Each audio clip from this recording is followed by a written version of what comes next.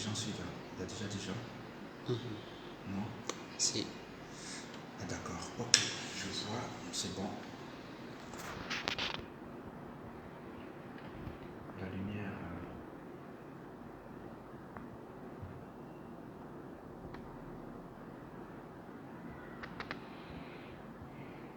La lumière est bonne? Oui. D'accord, ok. Oui, je pense que c'est bon. On va.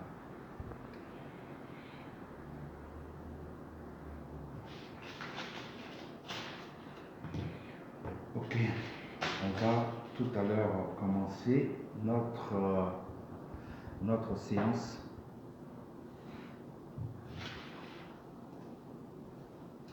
Bonjour à tous et bonjour à toutes. Voilà, je vous avais annoncé donc un live pour me prononcer sur les élections à la FIF. Donc, en attendant quelques réglages, dans 2 minutes, tout au plus, je pense, on pourra commencer. Est-ce que le son est bon? Vous m'entendez?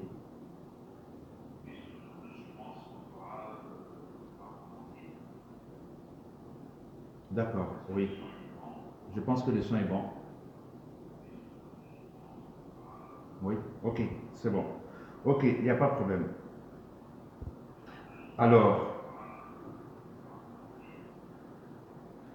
la première chose que j'aimerais vous relever, c'est que nous, c'est Ivoire Hebdo et Afrisoir.net. Alors, nos médias sont connus. On a donc Ivoire Hebdo, qui est le journal hebdomadaire qui sort chaque mardi et qui, comme vous le savez, qui occupe donc la première place en termes de vente en matière d'hebdomadaire en Côte d'Ivoire. Aujourd'hui, nous avons titré sur la FIF et vous comprendrez donc que c'est l'actualité et parce qu'aussi nous avions des choses à dire. Et il est important qu'on fasse quelques précisions auparavant pour que tout le monde soit à l'aise, pour que tout le monde comprenne le bien fondé donc de notre sortie aujourd'hui.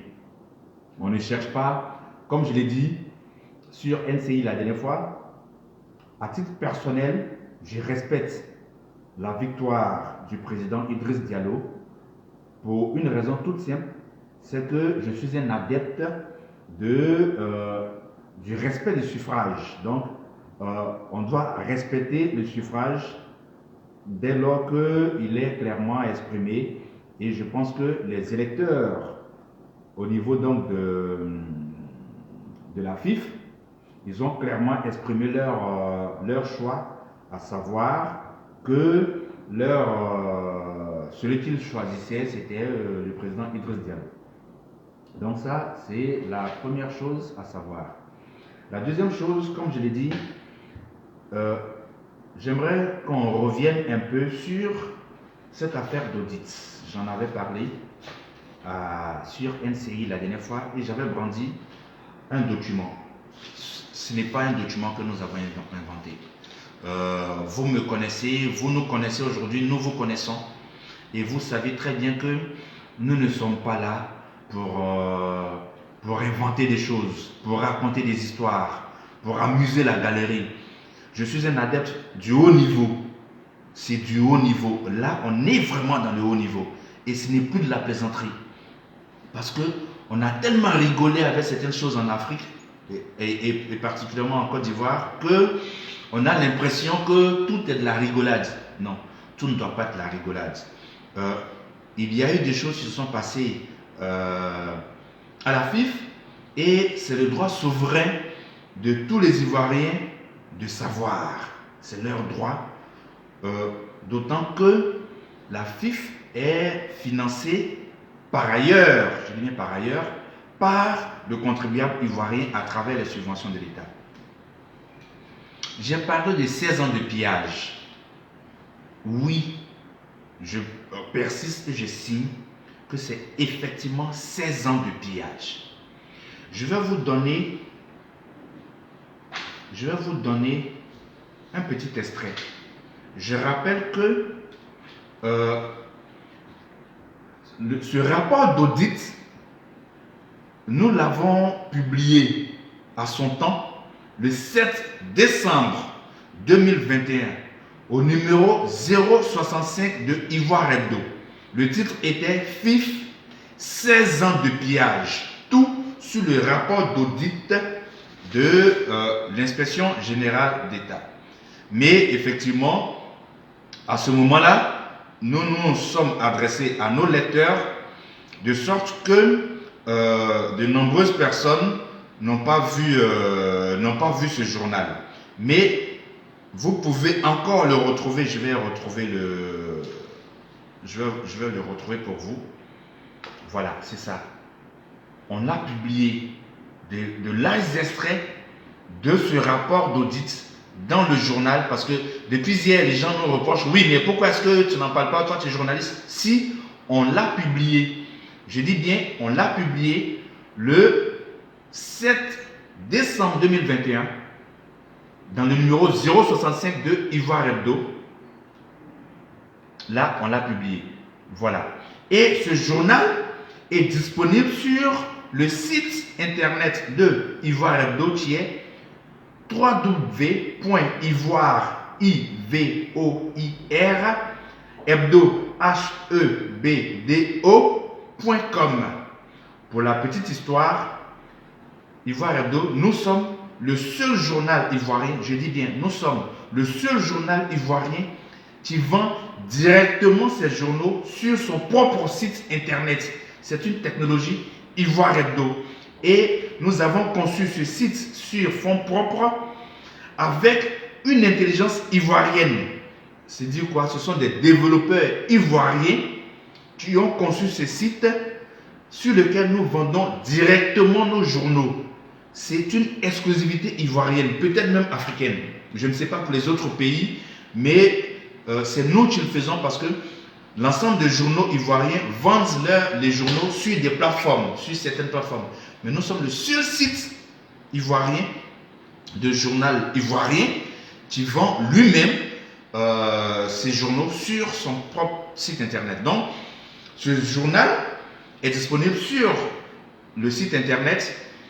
Et sur ce site internet, pour avoir accès aux archives, parce que je vous le dis, ça vient de décembre, pour avoir accès aux archives, il faut s'abonner. Tout simplement, dès que vous prenez 3 mois d'abonnement, dès que vous prenez 6 mois d'abonnement, dès que vous prenez 1 an d'abonnement, vous avez droit aux archives et aux futurs journaux jusqu'à ce que votre abonnement s'épuise. C'est une exclusivité aussi, Ivoire Hebdo.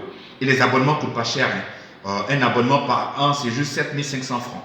Et vous pouvez vous abonner par Orange Money, par MTN Money et par carte Visa. Ou bien appeler directement nos services qui vont vous faire le dépôt et ils vont vous abonner, vous recevez votre code dans votre mail et vous avez accès aux journaux. Alors, je ne vais pas livrer le contenu parce que nous n'avons pas vocation à livrer tout le contenu d'un rapport. Ce n'est pas le job du journaliste. Je le dis de façon constante, le journaliste n'est ni un policier, n'est ni un magistrat, n'est ni un procureur, et son job doit se limiter à sa responsabilité éthique et déontologique. De sorte que un rapport public, c'est pourquoi je demande aux instances, aux structures régaliennes, aux institutions qui ont le devoir de la transparence vis-à-vis du grand public, de publier intégralement le rapport. Parce que ce n'est pas le job du journaliste de publier intégralement un rapport. Voyez, pourquoi est-ce que Edward Snowden a eu des problèmes avec des rapports qui ont été inventés sur son site internet? Parce qu'il a publié intégralement des documents qu'il a reçus. Non, le journaliste, ce n'est pas son job. Le journaliste traite l'information, de sorte que même si on a un rapport complet, comme on l'avait eu par exemple pour le rapport du Fonds de développement sur la presse FDFP, nous avions publié des pans pour dire qu'il y avait eu des malversations là-bas. Mais nous n'avons pas publié en intégralité le rapport. Nous avions aussi d'autres rapports, par exemple au fer et autres, mais nous n'avons jamais publié en intégralité parce que ce n'est pas notre responsabilité de le faire en intégralité.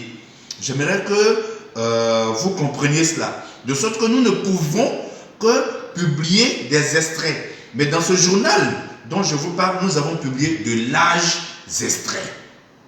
Mais je vais vous donner un ou deux extraits aujourd'hui. Et vous allez comprendre. Page 18 du rapport. Je donne ce détail pour que vous compreniez qu'on a le rapport. Au titre de la gestion 2012 à 2018, le mauvais archivage des pièces comptables nécessaires pour le contrôle a posteriori n'a pas permis à l'équipe de mission, donc de l'audit, de valider des mouvements importants de trésorerie tels que les 2,1 milliards de francs CFA relatifs au Cannes 2012 et 2013. Ça ne vous rappelle pas quelque chose?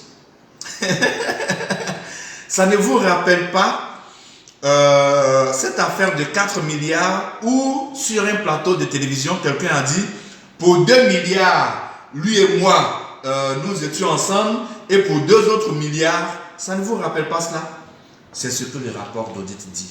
Et le rapport dit que le mauvais archivage des pièces comptables nécessaires pour le contrôle a posteriori n'a pas permis à l'équipe de mission de valider des mouvements importants de trésorerie tels que les 2 milliards.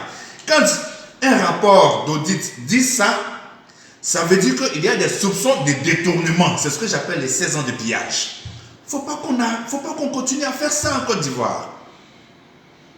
Parce que ce qui se passe, c'est que quand il y a un détournement, quand vous prenez par exemple un voleur, le voleur nie toujours et il explique toujours son acte.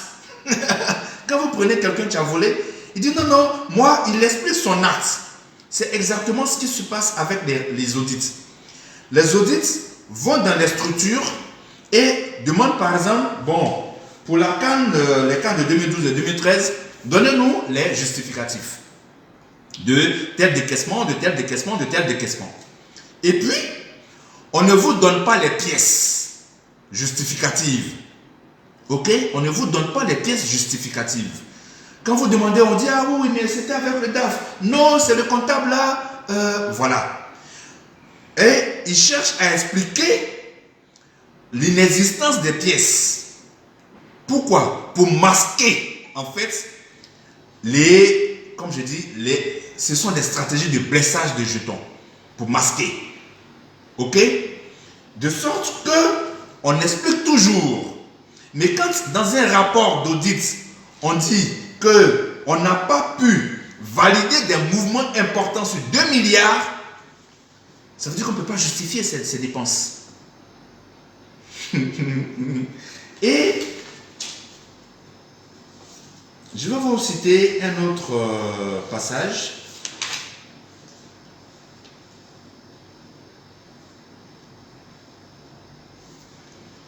Au titre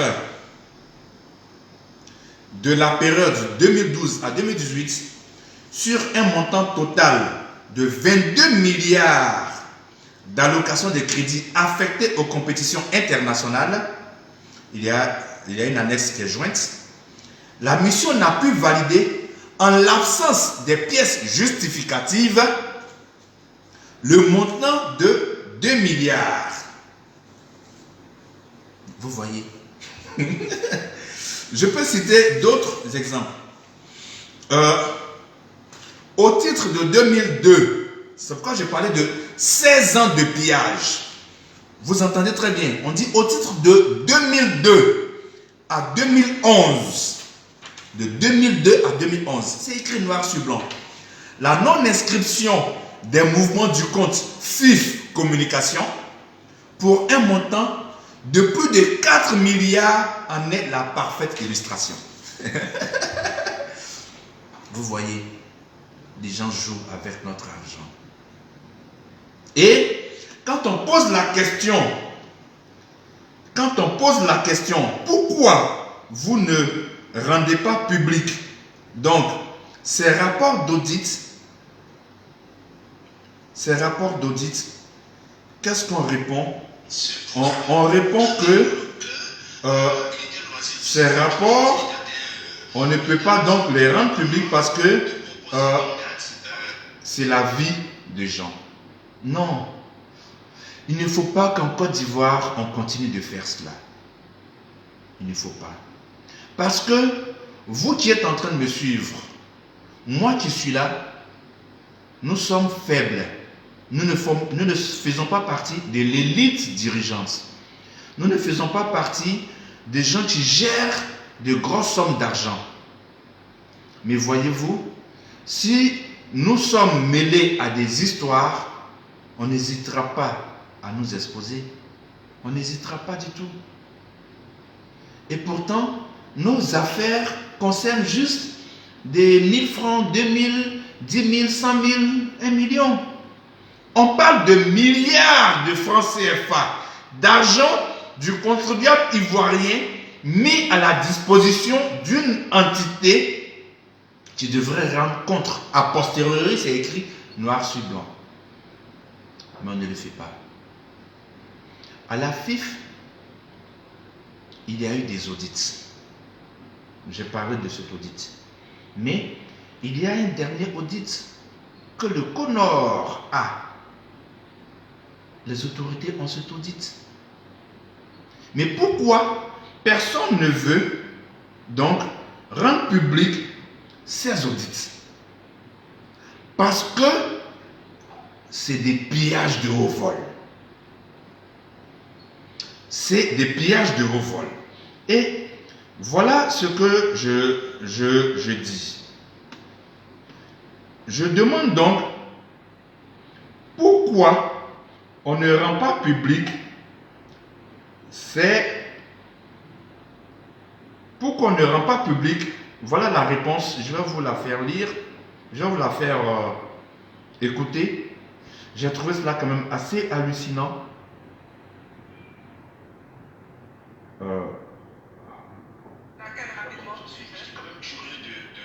Voilà, je vais vous faire écouter ça rapidement. À toutes ces attaques. Ça n'a jamais été le cas. Nous avions un mandat. Et même si nous le voulions, nous avions un mandat. Et ce mandat était donné par la FIFA. Donc on ne peut pas délibérément modifier les choses à notre guise. C'est impossible. Et puis, nous sommes au sein de ce groupe, nous sommes 3 juristes. Donc vous imaginez bien. Ça, c'est l'émission de la dernière fois. Vous allez entendre le... Ce sera les audits. On a suivi la conférence de presse, on a suivi tout ce qui a été. Il y a eu une audit que la FIFA vous avait commandé et dont les résultats vous ont été remis. Ouais, mais nous avons remis mais pourquoi vous les cachez? Non, on ne les cache pas, on a remis au club. Alors, on dit que ça a été remis au club. Et voilà, les mêmes clubs sont dans une sorte de... voilà, je ne vais pas utiliser de mots. Et je leur dis, mais vous-même, vous aviez... Écoutez la réponse. C'est quand même...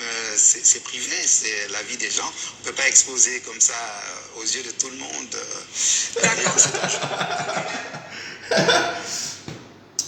Ça me donne mal au cœur. C'est la vie des gens. C'est-à-dire que l'argent des Ivoiriens, des gens peuvent... parce que tant qu'on dit là, ça veut dire qu'effectivement, on reconnaît qu'il y a eu des pillages. Mais on dit non, c'est la vie des gens. Est-ce que vous et moi, on aurait pris toutes ces précautions si c'était nous? Non. On serait aujourd'hui à la Maca. Mais non, quand c'est ainsi, c'est la vie des gens. Alors, j'en viens à l'une des raisons principales pour lesquelles Didier Drogba n'a pas été élu. Encore une fois, je respecte l'élection du président Idriss Diallo. Je reste par principe de respect de suffrage. Parce que moi, je suis de ceux qui disent, ceux qui décident, ils sont libres de décider ou de ne pas décider. Et ils ont décidé de choisir quelqu'un, il faut respecter leur choix. Mais je vais vous expliquer un peu pourquoi de nombreux clubs n'étaient pas favorables à Didier Drogba. Je vous fais une confidence. L'un des responsables d'un club, je discute avec lui et puis je lui dis, mais attends, en fin de compte, qu'est-ce que vous reprochez au programme de Didier Drogba? Il me dit, écoute, il a promis nous donner 150 millions au lieu de 75 millions. J'ai dit, mais c'est une très bonne idée. Il me dit, oui, sauf que, écoutez très bien, sauf que Drogba veut faire contrôler l'exécution de ces 150 millions. J'ai dit, ben oui, c'est normal. Il dit non. Il dit non, pourquoi il veut contrôler ce qu'il nous... J'ai dit, mais c'est une subvention. C'est l'argent du contribuable qu'il va vous remettre, ou encore c'est l'argent des annonceurs, des marques qui vont venir soutenir. Et il injecte cela dans les subventions pour professionnaliser les clubs. Il dit non, pourquoi il va venir contrôler? Rappelez-vous cette affaire d'un club dans lequel il avait investi et pour lequel il voulait quelques bilans, et puis il y a eu des... Voilà. Voilà l'une des principales raisons. Et c'est pourquoi j'expliquais qu'en réalité, des gens créent des clubs, ce n'est pas forcément pour que demain, ils soient l'un des meilleurs clubs sur le continent et puissent être dans une compétition face à OTP Mazembe, face à Al Ahly, non. Des gens créent des instruments et ce n'est pas seulement que au niveau des clubs, hein, c'est une mentalité ivoirienne, il faut que ce soit très clair, y compris dans le milieu dans lequel je suis, qui est la presse. J'en ai parlé sur NCI la dernière fois. Des gens créent des structures pour leurs besoins personnels. Cela veut dire quoi? Cela veut dire qu'ils prennent des subventions, pas forcément dans le cadre du développement des structures. C'est une mentalité ivoirienne, chers frères et chères sœurs. Et au-delà de la FIF, c'est cette mentalité que nous devrons proscrire. Et c'est l'essentiel de mon intervention aujourd'hui. C'est au-delà de la FIF. Nous avons créé des médias. Et par pure grâce de Dieu, nous avons positionné ces médias parmi les meilleurs. Je ne vous raconte pas des histoires. Parmi les meilleurs. Je vous montre un exemple précis. Voici donc notre... Quand vous partez sur Ivoire Hebdo, quand vous partez sur Afrique Soir, voici nos chiffres. C'est sur l'ordinateur.